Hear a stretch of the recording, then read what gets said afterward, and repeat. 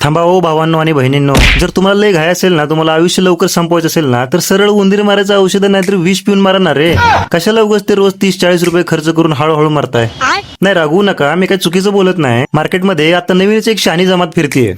त्यानं जर म्हटलं ना, अरे बाबा ते रंगबिरंगी कार्बनयुक्त पाणी, हिरवं पिवळं कोल्ड्रिंक पिणं बंद कर, त्याने तब्येत खराब होते, तर ते सुशिक्षित अतिशाने कपाळावर आट्या पाडून डायलॉग मारतात. अरे कधी ना कधी तर मरायचं जाय ना, मग एवढं काय पत्ते पाळायचं, बिंदास जगायचं. अबे ओ विज्ञानाच्या पुतळ्या, कधी ना कधी मरायचंय, मग रेल्वेच्या रोळाखाली येऊन झोप ना. इथेच तुझ्या अक्कल कुठे घाण पडते मग. अरे डोकं ठिकाणावर आहे का तुमचं? ज्या ब्रँडचं कोल्ड्रिंक तुम्ही मस्त सूट बोटात स्टाईल मारत फिरत पिता ना, त्या कंपन्या तुमच्या पैशावर करोडपती झाल्या रे. त्याला माहित असतं ते पिल्यावर पोटात काय होणार आहे. आणि तो तुमचा लाडका हिरो किंवा ती हिरोईन टीव्हीवर येते अशी उडी मारत सांगते डर के आगे जीत है. अरे तो स्वतः एक थेंबर तरी पितो का ते केमिकल बघ आधी. तुमच्याच पैशातून मस्त तो घरी बदाम पिस्ताचा ओरिजिनल ज्यूस पिऊन मस्त जिम मध्ये 6 पॅक बनवतो. आणि तुम्ही ते लाल हिरवं पाणी पिऊन पोटाचा सुटलेला नगाडा घेऊन फिरताय.